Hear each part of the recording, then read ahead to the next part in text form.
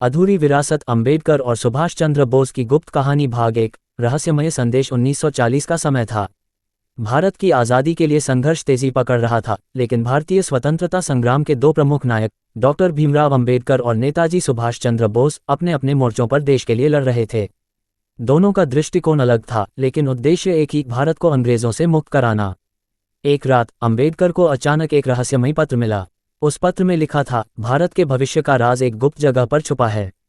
इस जगह पर पहुंचकर तुम इसे खोज सकते हो। पत्र के नीचे एक चिन्ह बना हुआ था, जो न सुभाष के हस्ताक्षर थे न ही किसी अन्य व्यक्ति के। लेकिन अंबेडकर को तुरंत अंदेशा हुआ कि यह काम सुभाष का ही हो सकता है। भाग 2। खोज का आरंभ। अंबेडकर ने सोच विचार के बाद ये निर्णय किया कि इस संदेश का अर्थ पता करना जरूरी है। कुछ ही दिनों बाद उन्हें पता चला कि सुभाष चंद्र बोस गुप्त रूप से एक विदेशी यात्रा पर गए थे, ताकि भारत के लिए समर्थन जुटा सकें। अंबेडकर ने भी इसी दौरान सुभाष से संपर्क करने का प्रयास किया। एक दिन उन्हें एक और संदेश मिला, जिसमें लिखा था कि एक निश्चित जगह पर जाकर वे सुभाष से मिल सकते हैं। ये जगह एक पुराने किले के खंडहरों में थी, जहां माना जाता था कि स्वतंत्रता संग्राम से जुड़ी कुछ गुप्त बैठकों का आयोजन किया गया था। अंबेडकर ने साहसिक कदम उठाया और उस जगह पहुंचे। वहां पहुंचकर उन्होंने सुभाष को देखा। सुभाष ने एक नक्शा निकाला और उसे अंबेडकर को दिखाया। नक्शे में एक गुप्त सुरंग का जिक्र था, जो अंग्रेजों के कई रहस्यों को उजागर कर सकता था। भाग 3। खतरनाक यात्रा। अंबेडकर और सुभाष ने मिलकर उस सुरंग में जाने का फैसला किया। उन्होंने अपनी पहचान छुपाते हुए और बेहद सावधानी से सुरंग में प्रवेश किया। सुरंग में एक के बाद एक दरवाजे थे, जिन पर कई गुप्त संकेत और कोड लगे हुए थे। अंबेडकर की विश्लेषणात्मक सोच और सुभाष की रणनीतिक योजना से वे हर दरवाजे को खोलते गए। सुरंग के अंत में उन्हें एक तिजोरी मिली। तिजोरी में भारतीय इतिहास के कई महत्वपूर्ण दस्तावेज थे, जिनमें ब्रिटिश सरकार के कई षड्यंत्रों का खुलासा होता था। तिजोरी के दस्तावेजों में ऐसे तथ्य भी थे, जो भारत के कुछ बड़े नेताओं की गुप्त भूमिकाओं को भी उजागर करते थे। भाग 4। सत्य का सामना। दोनों को समझ में आया कि इस जानकारी को सार्वजनिक करना खतरे से खाली नहीं होगा। उन्होंने इसे उजागर करने का निर्णय लिया, लेकिन एक सुरक्षित समय और स्थान पर। इस दस्तावेज के जरिए उन्हें यह भी समझ में आया कि भारत को आज़ाद कराने के लिए लड़ाई केवल अंग्रेजों के खिलाफ ही नहीं थी, बल्कि कई अन्य छुपे हुए दुश्मनों के खिलाफ भी थी।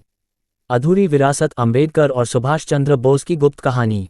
इस कहानी के अगले हिस्से में हम समझेंगे कि डॉक्टर भीमराव अंबेडकर और नेताजी सुभाष चंद्र बोस के बीच किस तरह का एक गुप्त मिशन और उनके विचारों में मतभेद के बावजूद भारत को आज़ाद कराने का उद्देश्य था। भाग 5। अश्वत्थामा का रहस्य। जब अंबेडकर और सुभाष उस गुप्त सुरंग में तिजोरी के दस्तावेजों को पढ़ रहे थे, तो उन्हें एक रहस्यमय नाम मिला, अश्वत्थामा।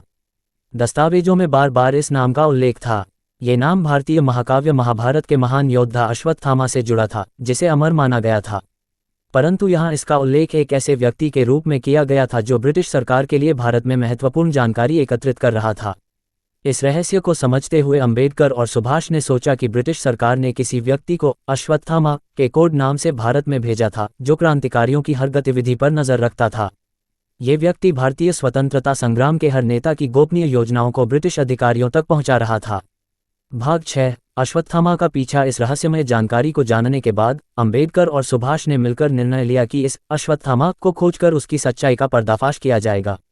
वे दोनों अपने गुप्त संदेशों के माध्यम से अन्य क्रांतिकारियों तक पहुंचे और उनसे जानकारी एकत्र की। धीरे धीरे कई गुप्त बैठकों और संदेशों के बाद उन्हें पता चला कि यह व्यक्ति एक भारतीय ही था, जो ब्रिटिश सरकार के लिए काम कर रहा था और भारत के नेताओं में ही से एक था। कुछ हफ्तों बाद अंबेडकर और सुभाष चंद्र बोस को इस अश्वत्थामा का एक महत्वपूर्ण सुराग मिला। ये व्यक्ति हमेशा क्रांतिकारियों के गुप्त स्थानों के बारे में जानता था। तब उन्होंने एक योजना बनाई और एक गुप्त बैठक का जाल बिछाया, जहां उम्मीद थी कि अश्वत्थामा मौजूद होगा। भाग 7। अश्वत्थामा का। भाग 7। अश्वत्थामा का पर्दाफाश। बैठक के दौरान उन्होंने एक खास रणनीति अपनाई। जैसे ही अश्वत्थामा की पहचान उजागर हुई, सब स्तब्ध रह गए। वो एक ऐसा व्यक्ति था, जो वर्षों से क्रांतिकारी आंदोलन का हिस्सा बना हुआ था, लेकिन असल में अंग्रेजों का एजेंट था। अश्वत्थामा ने अपनी असलियत स्वीकारते हुए बताया कि वह ब्रिटिश सरकार के दबाव में आकर ये सब कर रहा था, क्योंकि ब्रिटिश सरकार ने उसके परिवार को कैद कर रखा था। अंबेडकर और सुभाष ने उसकी स्थिति को समझा, लेकिन उसे चेतावनी दी कि अगर वह भविष्य में भारतीय स्वतंत्रता संग्राम में कोई बाधा उत्पन्न करेगा, तो उसके खिलाफ सख्त कदम उठाए जाएंगे। भाग 8। असमंजस और एकता का प्रतीक। यह अनुभव अंबेडकर और सुभाष दोनों के लिए बहुत महत्वपूर्ण था। दोनों समझ गए कि भारत को आज़ादी दिलाने के लिए भारतीयों का एक होना जरूरी था, चाहे उनके विचार अलग हों। उन्होंने अश्वत्थामा के अस्तित्व को एक गुप्त संदेश के रूप में देखा, जो ये बताता था कि जब तक भारतीय लोग भीतर से एक नहीं होंगे, वे अपने बाहरी दुश्मनों के खिलाफ लड़ाई में सफल नहीं हो सकते। यहीं से अंबेडकर और सुभाष ने यह फैसला किया कि वे भविष्य में अपनी सारी निजी और राजनीतिक असहमतियों को दरकिनार करके एकजुट होकर ब्रिटिश सरकार के खिलाफ अपनी योजनाएं बनाएंगे। अंततः ये कहानी एक प्रेरणा के रूप में उभरती है, जहां दो महान नेता अपने मतभेदों के बावजूद एक साथ आते हैं और भारत की आज़ादी के लिए एक रहस्यमयी लेकिन साहसिक यात्रा पर निकलते हैं। क्या अंबेडकर और सुभाष उन रहस्यों को उजागर कर पाएंगे?